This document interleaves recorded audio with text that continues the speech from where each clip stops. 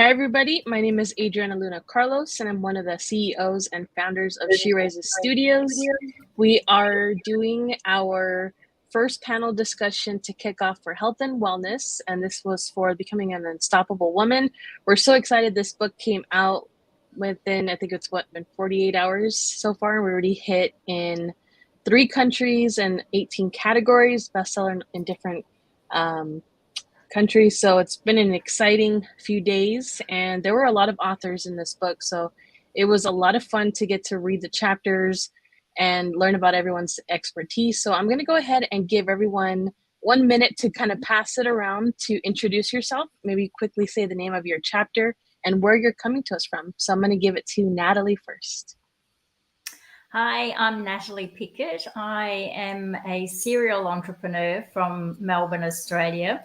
This is my, I think, 5th book. I'm in the series of Becoming an Unstoppable Woman books. And yes, it's been a great journey being a co-author in this series. So great. My chapters in each book focus on the theme of living the dream. And my chapter in this wellness book is living the dream through wellness. One of the businesses I have is Wellness on Time, an online wellness program. So it's been great to contribute in this book, particular on health and wellness. I'm so excited to be able to dive in deeper on that. So I'm going to pass it over to Molly. Can you tell us a little bit about who you are, where you're coming to us from, and the name of your chapter? Yes, so my name's Molly, and I'm in Los Angeles, California. And I'm the founder of MFit Workouts, which is an online workout platform where you can do low-impact workouts from home, all under 30 minutes. And the name of my chapter is Ditching the Yo-Yo Lifestyle, which is something I'm really passionate about because I used to be one of those people who loses and gains 15 pounds every other month. So my chapter is talking about my story and helping people navigate out of that lifestyle. Love it. Thank you so much, Molly. I'm going to pass it over to Olivia. All right. Hey, everyone. I'm Olivia Radcliffe. I am coming to you from Cincinnati, Ohio. And I work with busy moms and help them grow their businesses, even if they only have nap times to work in. So my chapter is called With Your Next Exhale. And I talk about the busyness epidemic that is hitting all of us and how we have can kind of cope with juggling our 1.5 million priorities we have and still pay attention to our own health and wellness as well. Love it. Perfectly said too, because it's everything that's going on. So, and then I'm going to pass it over to Colleen. Hi, my name is Colleen McCartney. I'm from the DC metro area, and my chapter is called Being Your Own Advocate. Because when I was younger, I found out that I was intersex, and a lot of the doctors were uninformed, misinformed, refusing to treat me even for basic medical care. And that's what drove me into really discovering into the holistic wellness and how to really listen to your body and be your own advocate in life. And it was really fun. And meeting with all these other authors, I learned about the Dream Big, Do Bigger. So I'll be in that one too, which will be super fun. And I just really want to people to take the takeaway is that you are the one who knows your body best. And, you can seek more than one medical opinion before making a decision for yourself and just being informed in general. Love it. Thank you, Colleen. And Amanda, can you tell us a little bit about who you are, what you do, and where you're coming to us from, and your chapter title? Yes, thanks for having me here. What's up, everyone? My name's Amanda O'Mara, and I am from the beautiful mountains of Colorado. I am an online business coach for aspiring health and fitness coaches who want to start a business online. And I am the owner of Impact Coach Mastermind, also Lift Like a Boss, a fitness program from when I was a fitness coach back in the day. So the name of my chapter is called Beauty from Ashes, a healing path for the mind, body, and soul. So I share my journey with trauma and overcoming a wildfire and tremendous loss and what I did to regain myself back through after losing my health, literally. Mind, body, soul everything was just gone. So I take you guys through my journey and what I did, and also a little bit of what I teach as well when it comes to your health or how to make money online. Love it. Thank you so much, Amanda. So I I'm hope it gonna didn't go ahead. freeze. Oh, you're good. No worries. You'll catch up. It's a little spotty. So I'm gonna go ahead and kick off the first question. We'll go to Natalie. What does health and wellness mean to you? Yeah, it's an interesting question because I think there's similarities for us all in terms of what it means, and also a little bit different depending on what experiences we've had in our own lives as well. But to me, the state of wellness is a state of being. Like we often jump to, well, I need to eat healthy food, and they're all the practical things that might nourish our wellness. But to me, wellness is a state of being. And just like if we think of illness is a state of being unwell or ill, then wellness is the same, but in a positive way. And so when we feel good every day, we're feeling well. And also, I mentioned this in my chapter, when we feel unwell, we also feel poor. And when we talk about, I think one of our later questions might be about, your health is your wealth. And we do, I don't know if you have this saying in America, but if someone's feeling unwell, they also might say they're feeling poorly. And so feeling poorly, when you think about that, is not rich. And yeah, when we're in a state of wellness, that is when we're feeling good. And yes, your health really is your wealth in that regard. Love it. How about you, Molly? What do you define as health and wellness? Yeah, so for me, health and wellness really empowers me. It's kind of the same as empowerment in my mind, because I'm someone who really likes to be in control. And so many things in life you cannot control, but you can control your health. It's not always easy, but you can. And I talk to a lot of women who don't even realize when they're sick or when they're injured because they're just used to feeling certain aches and pains. They're used to feeling low energy and low motivation. And when you have a daily wellness routine, you can start to identify when things aren't going well for you. So for me, it's really empowering because you can identify what's right, what's wrong, and you can start to feel really in tune with your body when you have health and wellness in your life. Love it. Can I add on to or put a sub question there? Because you're talking about being in control. So how do you kind of help individuals overcome an unsteadiness at times? Because it can be hard to find that balance. So what is kind of a tip that you give for those who struggle to find that balance?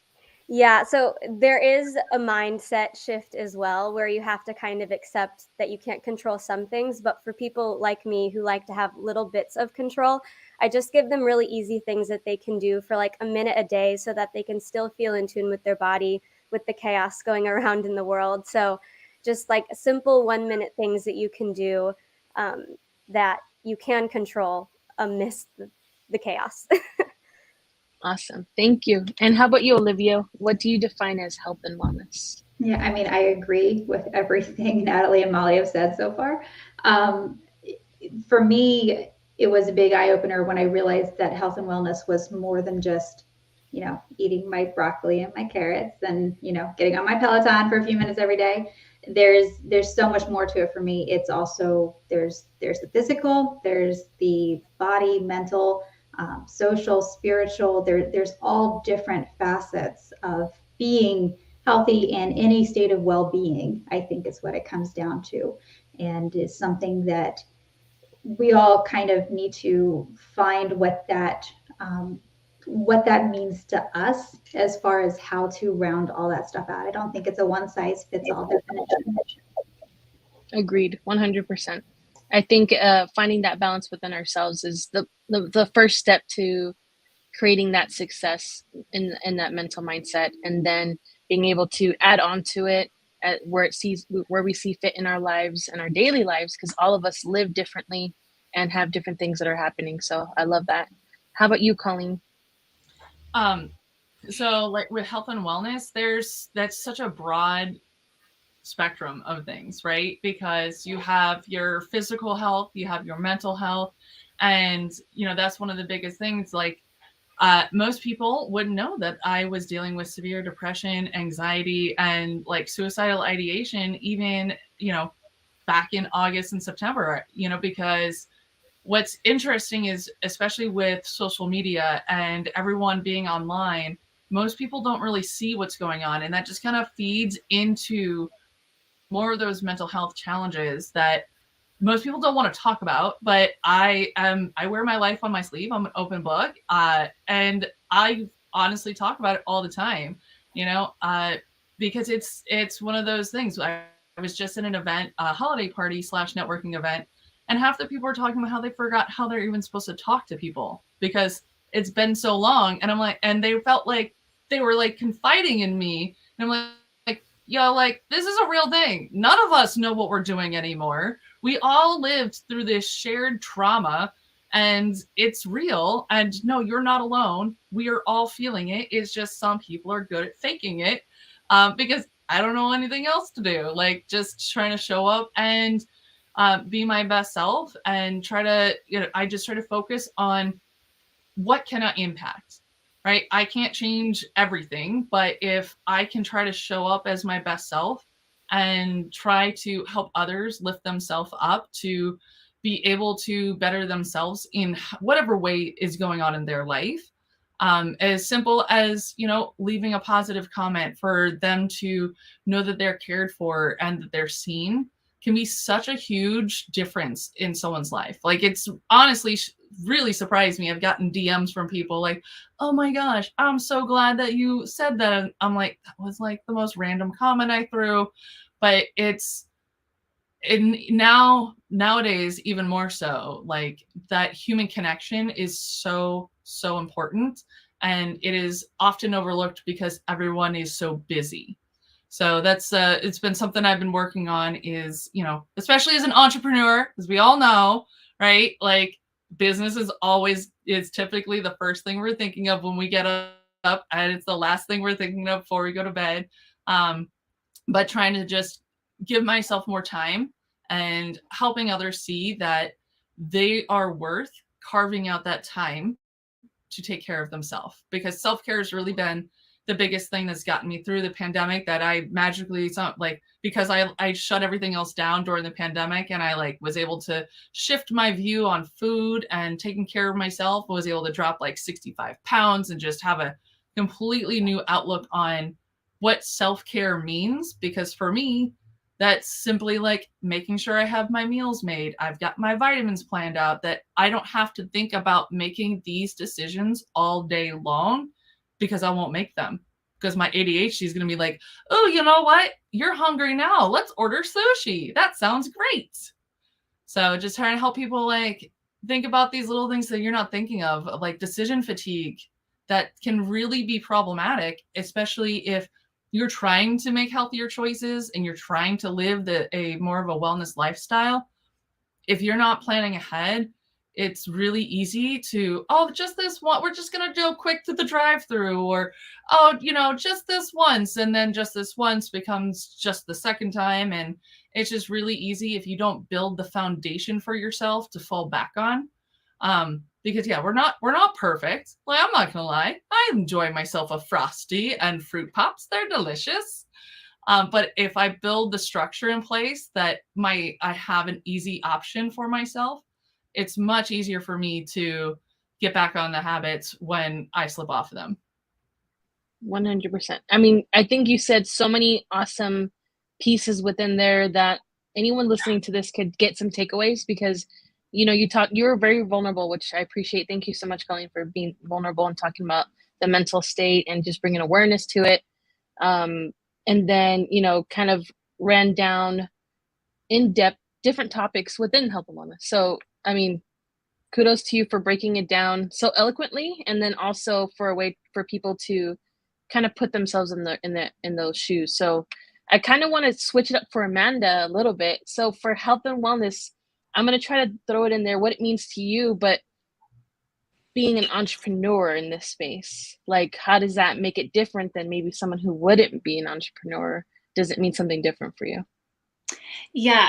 First, can you guys hear me okay? I apologize for the terrible connection. Can you hear me okay now? Yes. Okay, good. Yeah, I had to switch to my phone, obviously. So Yeah. So what does health and wellness mean to me, especially as an entrepreneur? To me, it's about thriving, not surviving. It's about, especially as an entrepreneur, finding your true self. Authenticity is such a huge piece to starting a business so that you're staying in alignment with who you are and what do you want to create in life. So finding that sense of true self, that sense of balance in all areas of your life, when it comes to all three, your mind, your body, your soul. As a business coach, I teach a lot of my clients that their mind, body, and soul, it's actually part of their daily tracker sheet to make sure that they're prioritizing that first and foremost as an entrepreneur. Because if those are not being worked on first and foremost before a business, then they're going to fall apart. In order to create the outer results, you have to create the inner results, and that's going to take time, patience, consistency, trust, belief, and so much work. And it's going to feel like an absolute shit show sometimes because it's not all sunshine, bells, and whistles when you're working on yourself internally, especially when you start a business. So when you can prioritize mind, body, soul, your health, your wellness, all of the above, it can make a dramatic impact, a direct relationship, or it can make all the difference in your business, whether you make 6 figures this year. And this goes for your health too. If you're working on your health journey, this is the same thing, like making sure you're not just, going through the workouts, but taking time to work on your mindset, taking time to take care of your soul, whether that's journaling just for a few minutes a day or visualizing what you want your future to look like, taking time to read books. So for me, it's about finding a healthy perspective to all shortcomings in life, because let's just face it, that's just life. There's always going to be stuff that happens. It's about becoming the victor, not the victim to tragedy or anything that comes your way, because it will come. That's just part of being an entrepreneur, and finding that peace and calmness within, and knowing that that's a conscious choice that's not just handed to you or given to you by somebody else, and really taking that responsibility in it. Love it. Owning it, living it, and then you get the best part, sharing that with others. So all of us here kind of get a special gift that we get to play in people's lives. So every day we get to come in and feel that gratefulness, and sharing that. So I'm going to pass over the next question. What good is your health without your wealth? And I love this one for you, Natalie, because you talk about this in so many different capacities. So I'm going to let you answer this however you'd like. Take it away, and let's have fun with it. Yeah, so what is wealth without health? Well, I started with that in a way as well, because when you're feeling well, there's a richness to your life. So what we define as wealth is often about money, but really it's not. And some of the stuff that I work with clients in my business mentoring capacity, when you narrow down to your goals, I say if you write out your goals and they just make you feel tired, then they're not the right goals for you. And often we think our goal is I'll make money and then I will enjoy my life. I'll make money and then I will do all of these things. But it's actually the other way around. And when we narrow it down, for most people, they think they want money, but actually what they really want is freedom. And when we're looking at our wellness as well, that feeling of freedom is also about how we can move our body with freedom, how our ease of movement, all of those things when we eat nourishing food, how we feel well after that. So that idea that richness and wealth is just about money is a little bit misguided, and perhaps we've lost our way a little bit with that. And I think also when we think about health and wellness, we also think mainly about our physical wealth and our physical health. And something that anyone who's been on those pathway journeys, a few people have mentioned it, and we talk about mindset and things like that. But really, I think to narrow it down to what is the essence of it, is our emotional well-being. We have a few of emotions. When emotions, when we're challenged, it's our emotions. And then a lot of people will shut down emotionally because we think that's how we protect ourselves. But actually, I talk about how our emotions are our signals to be, and you become the observer. So for me, for example, maybe I'm nervous when I get onto a panel. I presented a workshop yesterday and I started and I could hear my voice a little bit nervous. And what we tend to do is try and shut that down. But it's also then to be curious and the observer of our emotions to say, oh, I wonder why I'm having this reaction, and exploring that. And in my chapter, I do talk a little bit about some of the injuries that I've had over the years. I have experienced chronic pain, and Adriana, we're working with She Rises Studios to produce the book on healing chronic pain as well. And my tips for being successful in business is the same as being successful in life, and it's the same as finding your way out of that chronic pain pattern that you end up in, is about following your joy and finding those little moments of joy every day. And when you are in those moments of joy, it doesn't actually matter how much money you've got in the bank. It's about how you feel right in that moment. And yes, having lots of money in the bank can give you joy as well, but it's not the only way. And so we tend to have it the wrong way around, that we think when I get here, then I'll be happy. And it's actually the pathway to that is the other way around. When I feel happy, then I'll get to my goals. So that's Love it. You're such a philosopher. I love it, Natalie. Thank you for sharing that. I feel like, Colleen, you have something to add to it, and then I'm gonna jump back to Molly real quick. Did you have anything to add onto that one?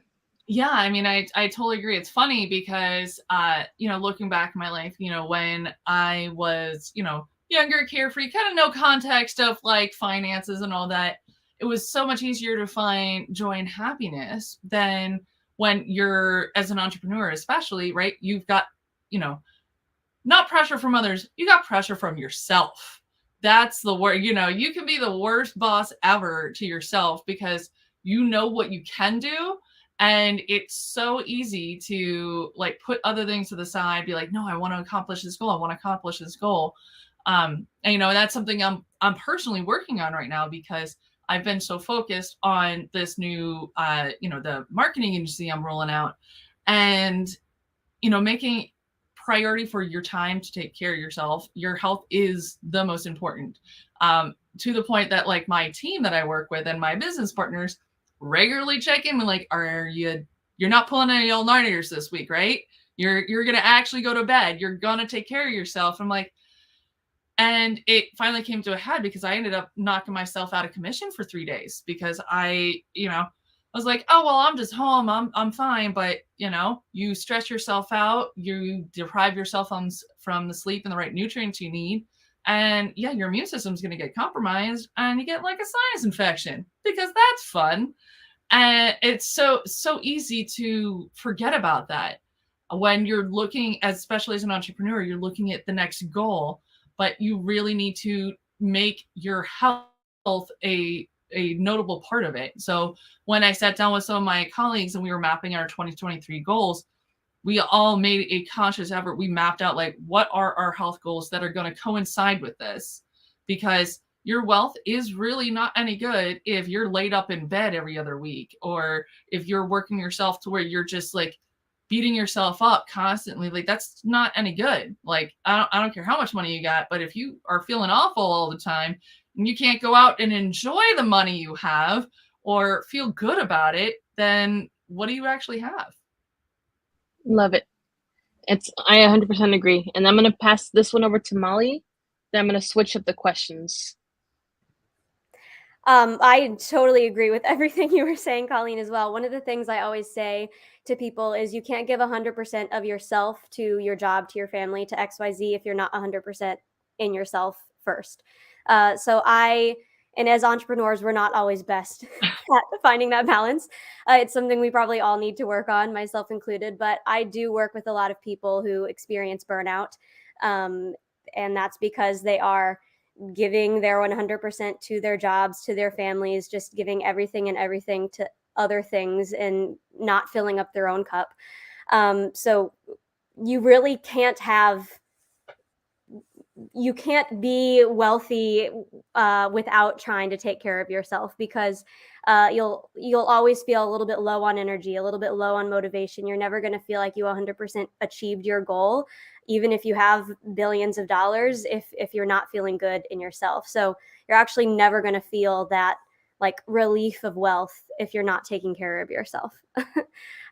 So yeah, like I said, I work with a lot of people trying to break out of that burnout cycle, and it usually starts with, okay, let's take care of you first, and what can we simplify in your life so that that's possible. Yep, I couldn't have said it better. I think it just, ultimately defining those boundaries within health and wellness. We talk about boundaries typically in a mental state sense, but it really has a part to play. Boundaries have a part to play in every aspect of our lives. So this one is one of the most crucial ones. Olivia, what is something you would tell women today to start improving their health and wellness journey? I mean, I think to go off of what everyone else has been saying so far, there's so much of health and wellness that really has to start with yourself. I can say that my son's health and wellness is my absolute number one top priority, and the, health and wellness of, the furry critters in my household and my other family members and my friends and everything. I care very much about how they are getting on in life and their health and their wellness and their well-being. But I have to also take a moment to put myself up there first and make my own health and wellness a priority. And I think kind of understanding that and taking that time to actually understand what your own well-being means to you and making that a priority is absolutely just the first step. And maybe it's just a little thing of, paying attention to your physical health, moving your body and focusing on what you're eating, and then also taking a moment to make sure, checking in with your mind and your mental state, and are you feeling stressed, and what is it that's stressing you, and how can you alleviate that, and just start at the very beginning, and just really making that time in your day to kind of focus on that. And do you have any maybe a tip where if you're starting to embrace putting yourself first, right, and you give yourself that time and grace to feel, whatever you might feel, if it's anxiety or something, because when you really start to break down what you feel on a daily basis, it can even become an overwhelming feeling, because now you're forced to understand that you're in what it is that you're trying to fix, if that makes sense. Like, you can feel your body. So what would you tell someone for them to, be comfortable with embracing that it might be difficult at first? What is something you can offer as a tip? Yeah, well, like with everything else, I believe that everyone on this call, everyone watching, everyone reading the books, that you can do anything, but you can't do everything all at once. And to kind of give yourself that grace, really, really don't just say you're going to be okay with yourself and not be hard, but really, really focus on accepting the fact that sometimes health and wellness is going to look a little bit different than you want it to look like. And if all you can give is 40% on an even day, that's still giving it your all, and that's okay. And just kind of accept that and move on and take the next right step from there. Awesome. And Amanda, I'm going to pass this one to you. How can women start improving their health and wellness journey today? I'm so glad I got this question. So this is the number one tip that I can give to any woman out there, no matter where you're at in life. Whether you are feeling like all is lost, or you're in a really bad funk, you're having a hard time getting out of bed, you don't know where to start with your health journey, you don't know what to do, it all starts with your mindset, right? So how do we get into a better mindset? And the number one tip I have for you is to start with gratitude.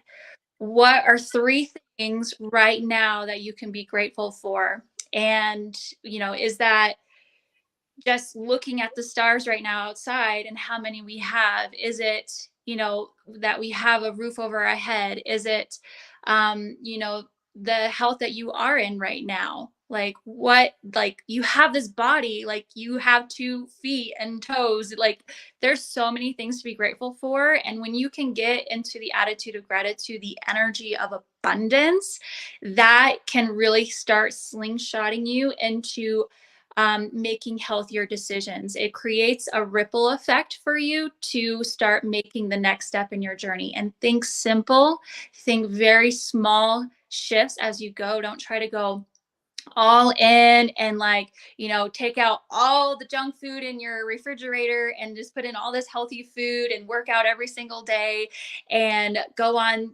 some fad diet. Like that stuff isn't going to work. And there's a reason why you probably start that and then fall off the wagon very quickly after just a few weeks and then gain all the weight back.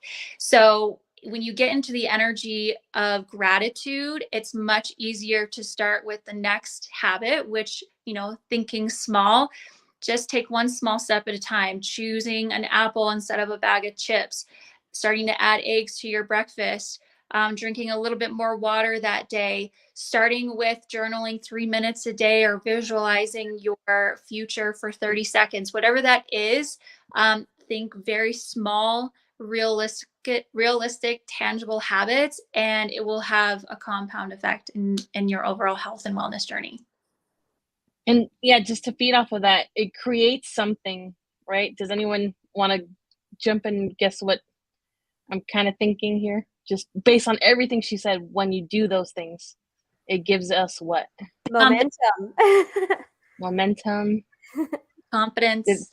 Confidence. Yep. Momentum and confidence, 100%. When you start to realize that you can feel it inside yourself, there's like this really weird effect of passion that starts to overcome and overtake you. And every single day, as you grow that inner confidence, you kind of start to have it just be a part of when you're walking somewhere, when you're talking to someone. People notice when you have a shift. It comes off in the way you speak. It comes off in your movement. So it's when you truly give yourself that patience to build yourself up, it's your confidence. It's amazing what it does for you. So I loved how you touched on that, Amanda.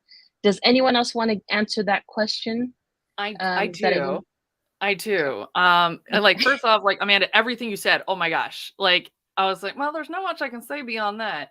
And writing down your wins, because there's going to be times when you fall off the wagon of things and you're like, I can't do that. That's so hard. But you already did it before. So knowing that, yes, you can do hard things. But I want to touch on something that no one else has talked on is we're all women. Hormones are a thing, folks, and doctors are dumb. Don't accept the first answer as real. I just had my best friend. We just threw a yeet it party because she got her uterus removed finally. It took her 7.5 years of telling doctors, I'm never having children. Get this thing out of me. And it was the most obnoxious thing. They're like, oh, you're a young woman. You're going to change your mind. No.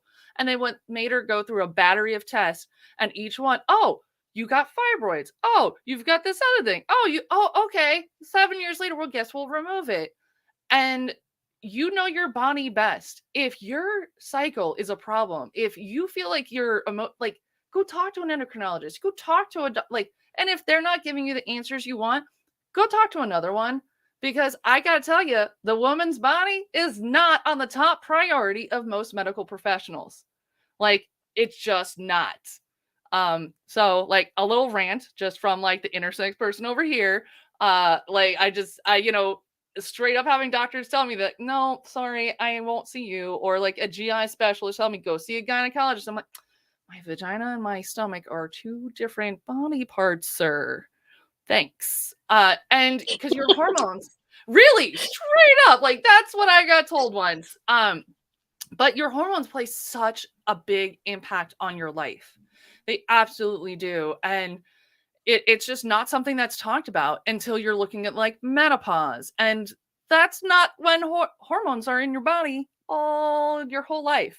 So that can make a huge impact. And like, I'm actually going to go speak with a, I forget what her, she's super fancy, but it's like neurology with hormones, because your brain can work differently in the way that hormones are affecting you. So it's definitely something that's not talked about because it's scary. And then everyone's just assuming we're talking about hormones, we're talking about menopause. No, they affect every aspect of your life. And especially if you're trying the healthy things and you're still struggling, there could be an underlying issue. And you should really, as much as I'm like on all team plant solutions, there's doctors for a reason. But remember, it's called a medical practice, because they are practicing. It is not perfected.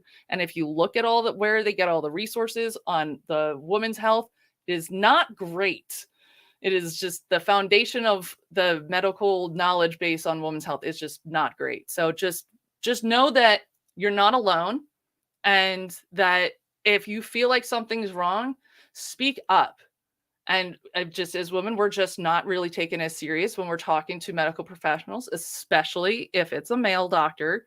That's just unfortunately the situation these days. You might have a diamond in the rough. Not going to say they're all awful, but just know that if you're not being heard, go see another doctor. There are good doctors out there that will help you identify if you do have an underlying issue and deal with that. Because what hurts me is when I see women pounding their head against the wall and just really beating themselves up because they're like, I must not be worthy of having a wellness lifestyle, or I must not be worthy of being able to lose this weight or deal with this other issue. And it's because they have these other issues going on that they're not able to deal with because they're not getting the right treatment they need. 100%. It's kind of like the philosophy that goes along with anything that you do. Don't just take a no for an answer, Yeah. You got to be your own advocate. I'm going to pass it over to you, Molly. I know you went on to that one. I was just going to piggyback on you. If you do feel like something's wrong, something that I have anyone that I talk to do is start journaling. Like on days where you feel quite bad, journal like, this is how I feel today, and this is what I've done today. This is how my body's reacting. On days where you feel good, like have a little journal entry where you say, I feel good today. This is what I did differently. It's really easy to do, and that will usually help you kind of diagnose yourself, or you can go to a doctor and be like, here's a whole journal of proof of what I'm going through, so listen to me. So keep a journal. I gotta just reiterate that, because you're not going to remember what happened that day, why you're not feeling well. And if you have that journal, then speaking to a doctor may be able to see, oh, well, I see XYZ things, and see a correlation that you may not see. But yes.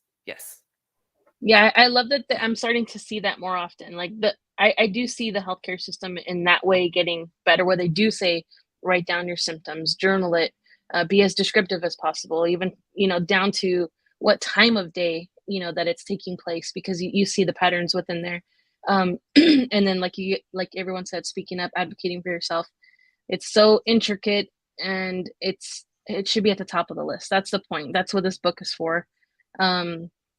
Before we jump out, does anyone want to, or I should say, can we pass it around real quick? Maybe like 20 to 30 seconds of why you think someone should go right now on Amazon, type in Becoming an Unstoppable Woman, Health and Wellness, and getting the book. I'm going to go to Natalie first. Okay.